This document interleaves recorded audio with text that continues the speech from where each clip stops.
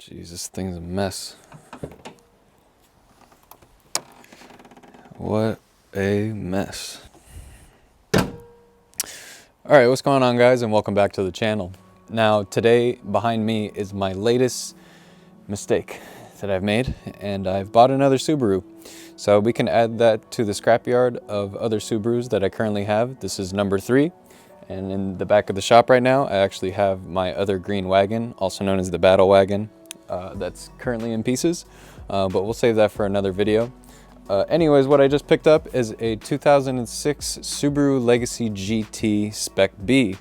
Now you might be looking at this car and thinking, wow, what a magnificent piece of work you got there. But anyways, a little story about the car is I bought this from Copart on an auction day. I just randomly saw this pop up and I couldn't let it pass, and now it's in my name. Now I need to do something with it. And what we're going to do in this video today is go over the stuff that needs to be repaired with this car, why I'm so excited to put this car back together, and why I'm rebuilding what looks like run-of-the-mill Legacy. And what we're also going to do is go over why the Spec B is such a special car for anybody that doesn't know about these Legacies.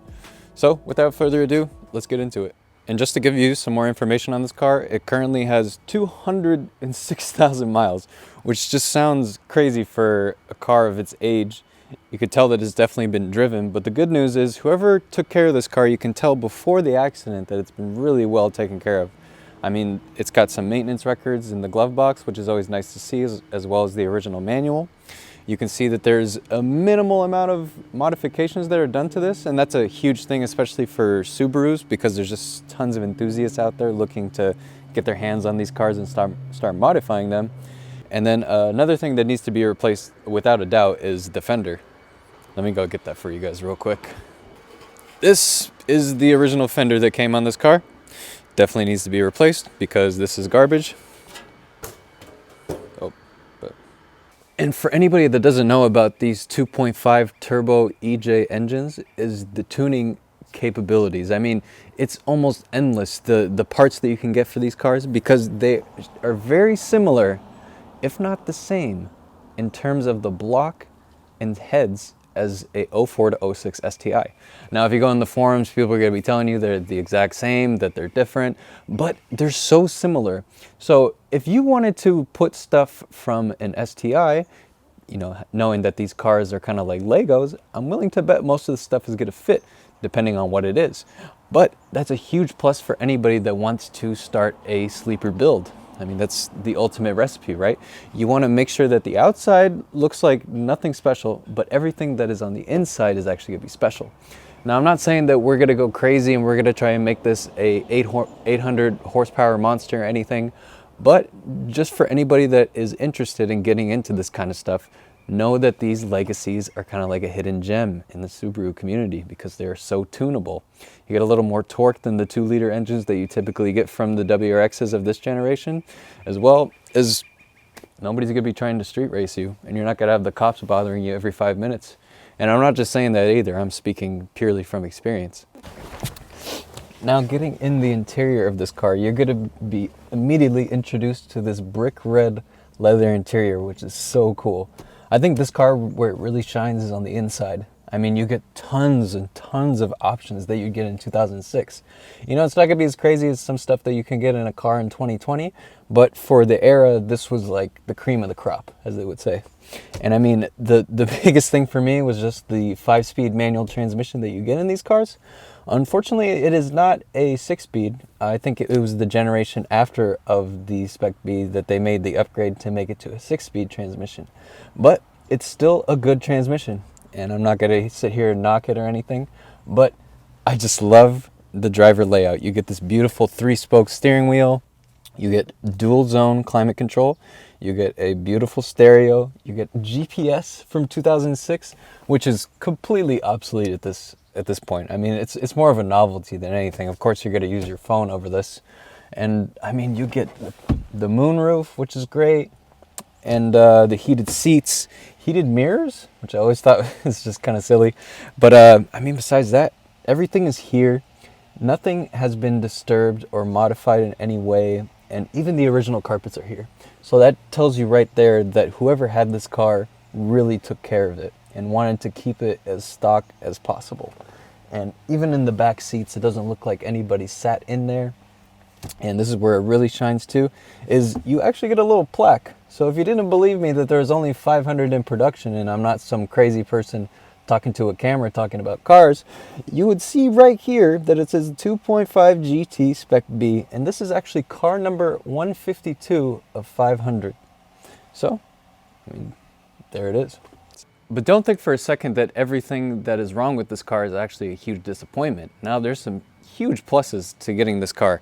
Now, the front bumper might actually be able to be restored, believe it or not. Just using maybe like a heat gun or something to kind of mold back the plastic, because it, from what I see in terms of the structure of the crash beam and as well as the frame, it looks really straight, and that's super good news. So that means that most of this is actually just cosmetic. So that's gonna save a lot of cost for us having to deal with any frame damage or making this thing roadworthy when it goes through state patrol. So even though it doesn't look pretty right now, and believe me, it doesn't, I'm right there with you, I'm not too concerned about bringing this back together. But what's a little more concerning is just making sure that we're able to get the alignment straight once we fix the bent tie rod. But let's see if you can actually see how bent this wheel is. So like in relation to the rear wheel, of course the rear wheels don't turn. It's going to be kind of tough to show you guys, but here, I'll give you an example of what the rear wheel looks like when it's straight. And this is currently with the steering wheel sitting completely straight, that it's like it's bent in. It's like pointing in a different direction. So that's the biggest thing in terms of the suspension that needs to be replaced. And as you can see along here on this part of the frame, this is super crucial. You want to make sure that this is straight. This did not get disturbed in any way, shape, or form. It looks like the hood did move a little bit on this side. So as you can see, this portion of the hood chipped off because somebody opened this and this little piece probably flew off, because as you can see, the line where the hood is supposed to latch has moved. So this is a lot closer when it comes up top here. So this needs to be pushed over this way, which, you know, could be easily done by just manipulating the hinges by loosening them. And I mean, this is the good side of the car. So this will kind of give you a representation of what the car would look like if it was all put together. It's just things get a little ugly once you start to get over to this side. So when you see over here on the radiator support, probably need to get a stick or something to hold the hood. As you can see right here, this got bent. So this is all good here, which is really good news, but it gets curved out this way. So that needs to be replaced. In terms of the bumper, this just needs to be removed. Looks like some bulbs and stuff got ruined. Of course, the headlight is not there because it was completely shattered. So I already took that out. Got a little carried away and already started working on the car a little bit. But all stuff that is very replaceable. I mean, even the fender lining, which you never see after an accident, is in pretty good shape. This is all stuff that could be done pretty easily. But now let's open the hood and we can talk about the engine. All right, so underneath the hood of a 2006 Subaru Legacy GT Spec B is a 2.5 liter dual overhead cam turbocharged flat 4 boxer engine. And nothing too out of the ordinary, as you can see here. This one hasn't been heavily modified or anything. Big indicators, typically you see the AC is actually there. I don't know, on my WRX when it came, it definitely did not have any of the AC components. So I automatically just associate modified and no AC as an option. So only thing that I see from here that is a modification is just the Cobb intake, which I mean is pretty run-of-the-mill stuff. Everybody wants a little more induction noise in their Subaru, so this is like an easy mod that anybody can do. And besides that, everything looks to be in pretty good shape until you see what actually happened here. So this is the timing belt. And as you can see, it's not connected because it is completely torn off. Now you might be wondering what actually caused the failure. So what happens on these engines is when the timing belt goes, it's not a non-interference engine. So that doesn't mean that you can just slap another belt on, turn over the car, and everything's gonna be all good. With these engines, what happens is the pistons come into collision with the valves, and then they get all messed up. And then what happens is you get to a point where you start needing to rebuild the cylinder heads on your engine, hence Exhibit A. But we'll come back to this car. So the engine needs to be removed, and either we need to do an engine swap or we need to rebuild the heads. And I'm kind of thinking, since this car got in an accident and it was running at the time, that it might be a good chance that this block is still good. So what we could do is just rebuild the heads, put everything back together, and see what you get. Or the other route is you can do a 2-liter JDM swap with a, God, what is it? EJ20X, I think it's called. That's a pretty common swap for these. I'll need to look up the logistics. I might have got that incorrect, but hopefully that was right. But anyways, to see what actually caused the belt to go, we can look down here. So as you can see, this is exposed because we took the covers off just to see what was going on. And this is the top of one of the cams. So as you can see up here, this is, I think, a solenoid for the variable valve timing. But below that, now I'm going to try my best to get you down here, pointing the camera. But, okay, I think that's a good angle. You see how this is completely destroyed? There should be some little bits sticking out that actually guide the timing belt, and nothing is there anymore. So I think this is what caused the belt to just fling out of place after the accident and ruin the engine. So unfortunately, that's where we're at with this car. The engine definitely needs to be taken out, so that's going to be next steps for this. Before doing anything with the body damage or the suspension, I'm definitely going to get started on pulling the engine. What I need to do is I need to take this bumper off. I need to take the hood off. And once it's a sunny day and stuff, I can really start digging into this car. And I don't know, it just sucks because I really thought this car was going to run and it's just going to be easy body damage repair.